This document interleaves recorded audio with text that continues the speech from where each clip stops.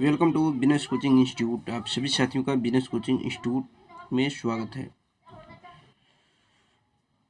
दोस्तों, जैसे कि आपको स्क्रीन पर कुछ क्वेश्चन दिखाई दे रहे होंगे, इससे पहले हम यूपी बोर्ड 2023 के सारे क्वेश्चनों को सॉल्व कराया है। ये लास्ट वीडियो होगा यूपी बोर्ड 2023 के क्वेश्चनों को, और ये 6 नंबर के क्वेश्चन हैं। तो अगर आप हमारे उस वीडियो को नहीं देखे हो तो उसको ज़रूर देख लें, और ये जो भी 6 नंबर के क्वेश्चन को सॉल्व करा रहे हैं आप इसको ज़रूर देख लें, ताकि बोर्ड के एग्जाम में क्वेश्चनों को कैसे सॉल्व करते हैं और कैसे कैसे क्वेश्चन आते हैं इसके भी आपको अंदाज मिल जाएंगे। ठीक है, और क्वेश्चनों को करने का एक अपना तरीका होता है, उस तरीके से अगर आप अच्छी तरीके से सॉल्व करते हैं तो आपको अच्छे खासे नंबर मिलते हैं।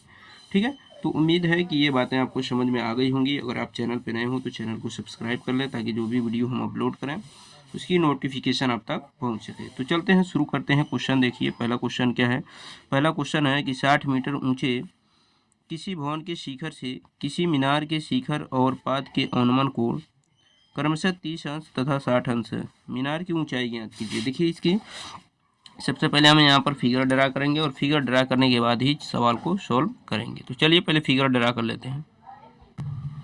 यहाँ पर देखिए हमने क्या किया है, फिगर को ड्रा किया है। फिगर में क्या क्या आ गया है कि 60 मीटर ऊंचे किसी भवन के शिखर से किसी मीनार के शिखर और पाद के अनुमान कोण क्रमशः 30 डिग्री तथा 60 डिग्री है। मीनार की ऊंचाई बताइए। तो ये आपकी है मीनार, ये जो है मीनार है, और ये क्या है, भवन है। ठीक है ना, ये भवन की ऊंचाई दी गई है 60 मीटर। किसी भवन के शिखर से किसी मीनार के शिखर और पाद के अनुमान कोण, देखिए यहाँ पर मीनार के शिखर का अनुमान कोण 30 डिग्री हमने बनाया, यहाँ पर 30 डिग्री। तो अनुमान कोण ही उन्नयन कोण के बराबर होता है, तो यहाँ 30 डिग्री है तो यहाँ भी 30 डिग्री बनेगा। और पाद का जो अनुमान कोण बनाया गया वो 60 अंश है, तो यहाँ भी आपका 60 अंश बनेगा। ठीक है, ये चीज़ें आपको समझ में आ गई होंगी। ये मीनार है जिसकी ऊंचाई हमने एच माना है, तो जो ऊंचाई ये एच होगी वही ऊंचाई यहाँ से यहाँ तक होगी। हम पहले इसको नाम दे देते हैं, जैसे ये ए, यहाँ बी, यहाँ सी, यहाँ डी और यहाँ ई। तो ये मीनार की ऊंचाई जो है एच है, डी ई बताया गया है। और टोटल भवन की ऊंचाई ए सी है, जिसको 60 मीटर बताया गया, जिसको हमने दो भाग में ब्रेक किया है। ठीक है, अब इसको हम सॉल्व करके और बताएंगे कि ये मीनार की ऊंचाई कितनी है। तो सबसे पहले हम क्या करेंगे, हम बात करेंगे त्रिभुज ए बी ई में। किस में बात करेंगे, त्रिभुज ए बी ई में। इस त्रिभुज में ए बी ई में अगर बात करें तो ये लंब होगा। लंब क्या है, 60 minus H perpendicular upon base होता है। तो लंब बटे आधार, आधार ये देखिए बी ई है जो यक्स है, तो लंब बटे आधार आपको मिलता है tan थीटा, और tan थीटा का वैल्यू क्या है, 30 डिग्री है। यहाँ से जब सॉल्व करेंगे तो आपको देखिए क्या मिलेंगे, यहाँ से आपको मिलेंगे 60 माइनस एच अपान x equal to tan 30 degree का वैल्यू होता है 1/√3। यहाँ से x का मल्टीप्लाई इधर और √3 का मल्टीप्लाई इधर जब करेंगे तो √3 60 minus H equal to X मिल जाएगा। इसको आप इक्वेशन 1 कर सकते हैं।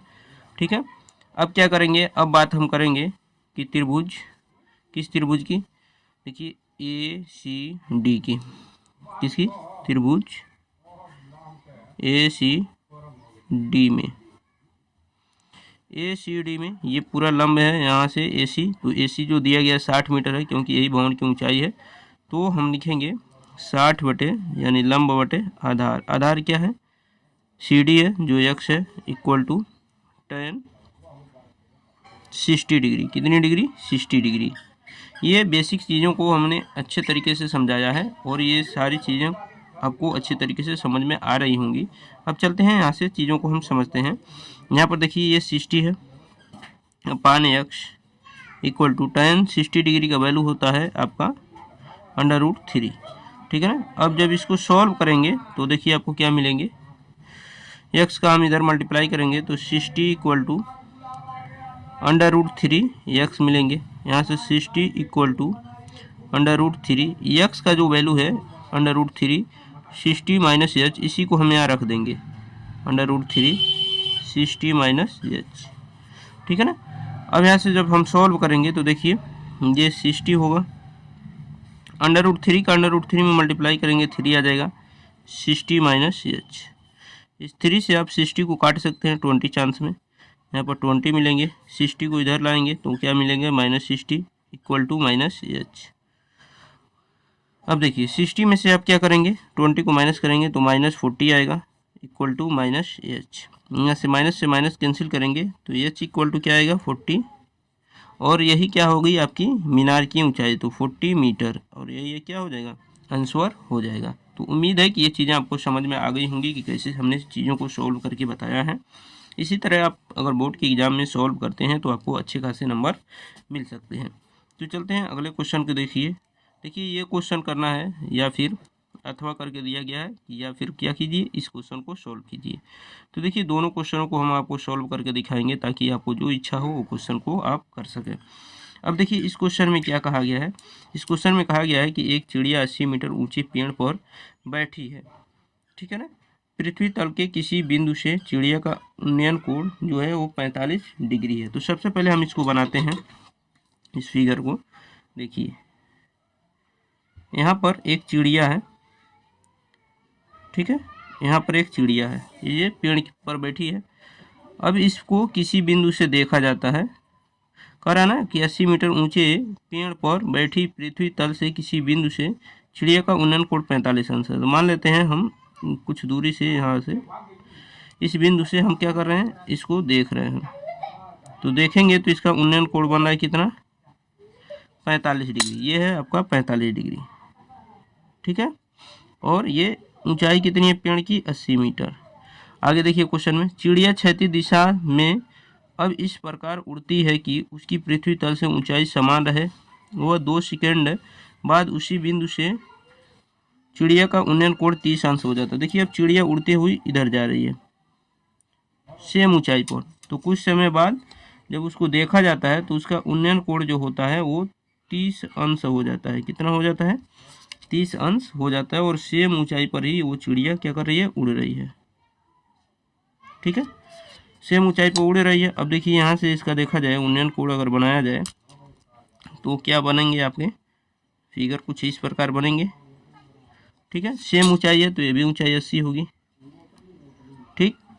उसके बाद जब चिड़िया यहाँ से, मान लीजिए यहाँ पर आपको नाम दे दें ए, यहाँ बी, यहाँ सी था। जब चिड़िया बी से यहाँ पर आई, यहाँ हम इसको बना दे रहे हैं डी, और यहाँ पर ई।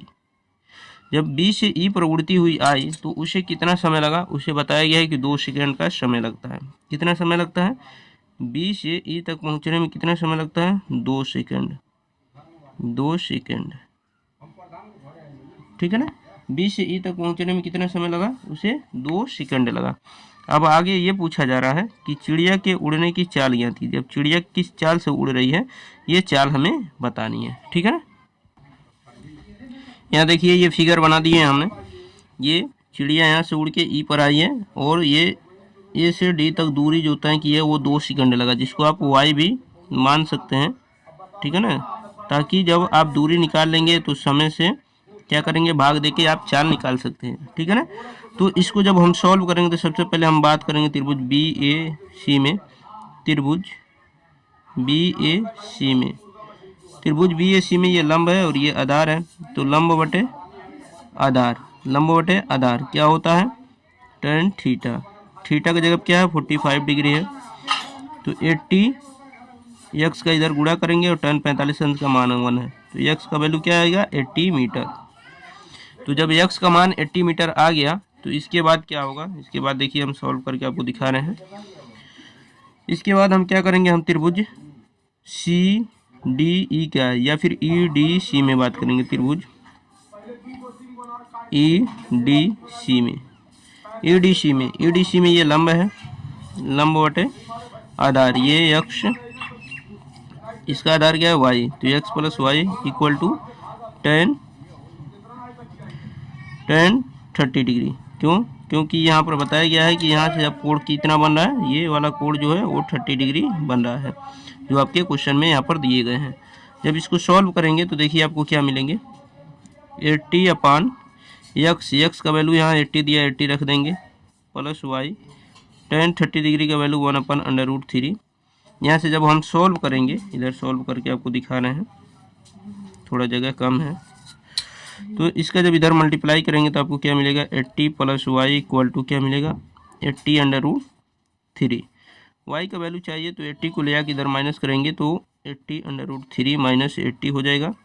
यहाँ से 80 को कॉमन करेंगे तो क्या मिलेगा, √3 - 1। y इक्वल टू क्या होगा, √3 - 1 80। जब √3 का वैल्यू रखेंगे 1.73 -1, जब इसको माइनस करेंगे तो 80 इंटू यहाँ से बचेगा आपको क्या, 0.73। जब इसका मल्टीप्लाई करेंगे तो आपको क्या मिलेगा, देखिए यहाँ से 8 3 जा 24, ठीक है ना, 8 7 जा 56 और 56 में 2 ऐड करेंगे क्या होगा, 58। ठीक है, ये जीरो है, यहाँ बढ़ाइए 2 नंबर पर डेसिमल लगा देंगे, यानी आपको क्या मिलेगा, 58.4 मीटर। ये y के वैल्यू मिल गए। जब y के वैल्यू मिल गए तो यही दूरी वो 2 सेकंड में तय कर रही है। तो चाल क्या होगा, चाल बराबर दूरी बटे समय। तो ये 58.4 है, इसमें 2 से आप भाग दे देंगे तो देखिए 2 दूनी 4, 1 बचा 18, 2 9 18, 10.2 दूनी 4। तो ये 29.2 मीटर प्रति सेकंड क्या हो जाएगी, उस चिड़िया की चाल हो जाएगी। तो उम्मीद है कि ये चीज़ें आपको समझ में आ गई होंगी। ठीक है, अब चलते हैं अगले क्वेश्चन पर। अगला क्वेश्चन देखेंगे कि अगला क्वेश्चन क्या है। देखिए बहुत इंपॉर्टेंट ये सारे क्वेश्चन है और 6 नंबर वाले ये क्वेश्चन है। देखिए क्वेश्चन क्या है कि धातु के एक ठोस गोले को पिघलाकर जिसकी त्रिज्या क्या है 10.5 सेमी है, क्या है 10.5 सेमी है, छोटे ठोस शंकुओं के में दोबारा ढाला जाता है जिसकी प्रत्येक की त्रिज्या 3.5 सेमी है और ऊंचाई 3 सेमी है। इस प्रकार कुल कितने शंकु बनेंगे। तो मान लेते हैं n शंकु बनेंगे। तो एक शंकु का आयतन क्या होता है, 1/3 पाई r² h, r1 कर देंगे, h1 कर देंगे। और ये क्या, गोले को पिघलाया जा रहा था, गोले का आयतन क्या होता है, 4/3 पाई r³, इसको r2 कर दे रहे हैं। अब देखिए n जो शंकु बनेंगे, अब देखिए 1/3 से ये 3 कट जाएंगे, पाई से ये पाई कट जाएंगे, तो यहाँ क्या बचेगा, r1 हमने किसको माना है, ये शंकु की। तो शंकु की त्रिज्या जो है वो 3.5 सेमी है, तो 3.5 स्क्वायर है, इसलिए 2 बार लिखेंगे 3.5। शंकु की ऊंचाई कितनी है, 3 है, ये 4। देखिए जो गोले की जो त्रिज्या वो 10.5 है, तो 10.5 3 बार लिखेंगे 10.5। ठीक है, अब इसको हम क्या करेंगे, सॉल्व करेंगे। तो देखिए जब सॉल्व करेंगे तो n का वैल्यू आपको चाहिए, तो n इक्वल टू क्या होगा, 4 × 10.5 × 10.5 × 10.5 और नीचे क्या आएंगे, नीचे आएंगे आपके 3.5 × 3.5 × 3। ठीक है ना। देखिए 3.5 से ये 10.5 3 बार में कटेंगे, क्योंकि 3 5 15 5 3 3 9 1 10 हो जाता है। ठीक है ना। 3.5 से ये 10.5 ये भी 3 बार में कटेंगे, इस 3 से ये 3 कट जाएगा, बचेगा क्या आपके पास, देखिए 4 3 12, 12 25 60 की 0 हासिल 6, वो 6 भी लिख देंगे और 12 कम 12। ठीक है, एक अंक पे दशमलव, आप एक अंक पे दशमलव लगाएंगे, यानी 126 शंकु आप बना सकेंगे। कितने शंकु बना सकेंगे, 126, और वही आपका क्या हो जाएगा, आंसर हो जाएगा। तो जो शंकुओं की संख्या है वो 126 होगा। देखिए ये 6 नंबर के क्वेश्चन थे और इतने कम जगह में हमने आपको सॉल्व करके दिखाया है और आसान तरीके से सॉल्व किया है। तो उम्मीद है कि ये चीज़ें आपको समझ में आ गई होंगी। वीडियो कैसा लगा आप लोग कमेंट बॉक्स में ज़रूर बताइएगा। जो लोग चैनल पे नए हैं वो चैनल को सब्सक्राइब कर लें, ताकि जो भी हम वीडियो अपलोड करें वो उसका नोटिफिकेशन आप तक पहुंच सके। इसके साथ साथ हम क्या करेंगे, जो यूपी बोर्ड 2024 में आने वाले इंपॉर्टेंट क्वेश्चन हैं उन सब पे हम वीडियो बनाएंगे, तो इसलिए आप हमारे उस वीडियो को भी देखते रहिएगा। मिलते हैं नेक्स्ट वीडियो में, तब तक के लिए अपना ख्याल रखिए, धन्यवाद।